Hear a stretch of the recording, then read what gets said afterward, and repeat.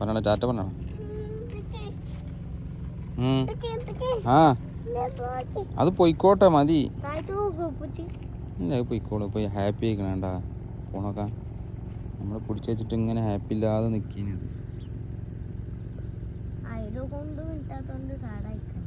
നമുക്ക് എന്തെങ്കിലും പുല്ലെന്തെങ്കിലും കൊടുന്നു കൊടുക്കാൻ തിന്നാനില്ലേ?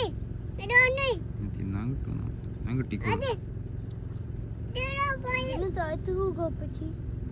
വീണാലും അതിനൊന്നും പറ്റൂല. അതിന് തോട് കണ്ടില്ല, ഭയങ്കര ഉറപ്പുള്ള തോടല്ലേ, അതിനൊന്നും പറ്റൂല.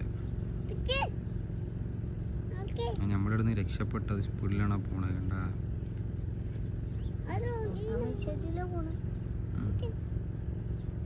പോവാ പോര് പോവാ. ആ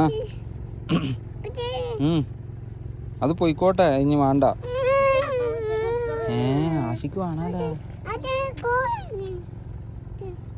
ആദ്യം എടുത്തിട്ട് പോരേന്ന്.